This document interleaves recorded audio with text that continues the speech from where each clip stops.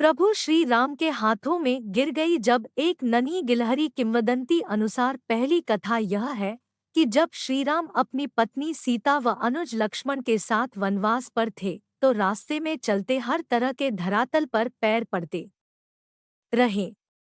कहीं नर्म घास भी होती, कहीं कठोर धरती भी, कहीं कांटे भी।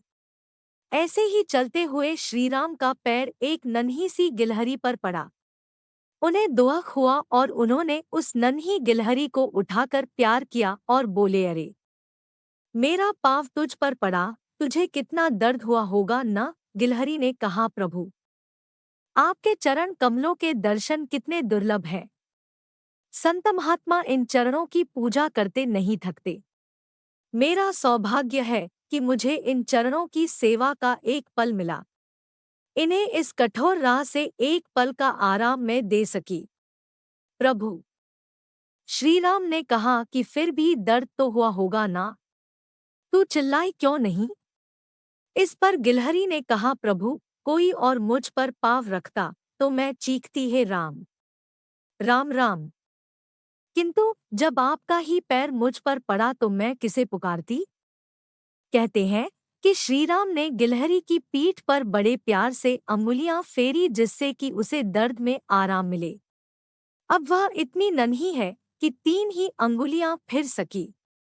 माना जाता है कि इसीलिए गिलहरियों के शरीर पर श्रीराम की अंगुलियों के निशान आज भी होते हैं। मान्यता अनुसार दूसरी कथा है कि राम सेतु बनाने में गिलहरियों का भी महत्वपूर्ण योगदान रहा है। सभी गिलहरियां अपने मुंह में मिट्टियां भरकर लाती थी और पत्थरों के बीच उनको भर देती थी। इस दौरान उन्हें वानरों के पैरों के बीच से होकर गुजरना होता था।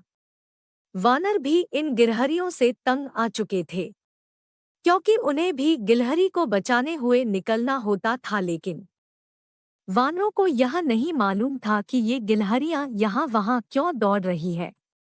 तभी एक वानर ने उस पर चिल्लाते हुए कहा कि तुम इधर-उधर क्यों भाग रही हो, तुम हमें काम नहीं करने दे रही। तभी उनमें से एक वानर ने गुस्से में आकर एक गिलहरी को उठाया और उसे हवा में उछालकर फेंक दिया। हवा में उड़ती हुई गिलहरी भगवान का नाम लेती हुई सीधा श्रीराम के हाथों में ही जाकर गिरी। प्रभु राम ने स्वयं उसे गिरने से बचाया था।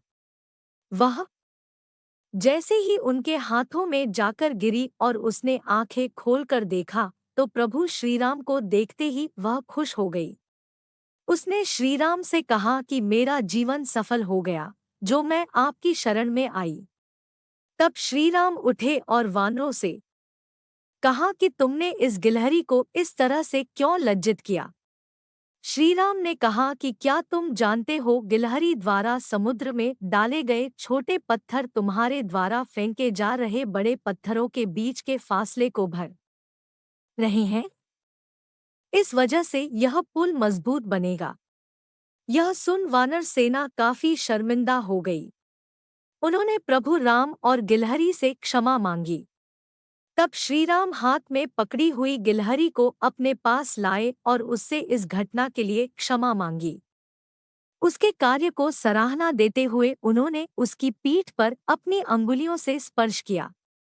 श्रीराम के इस स्पर्श के कारण गिलहरी की पीठ पर 3 रेखाएं बन गई, जो आज भी हर एक गिलहरी के ऊपर श्रीराम के निशानी के रूप में मौजूद है। यह 3 रेखाएं राम, लक्ष्मण और सीता की प्रतीक है।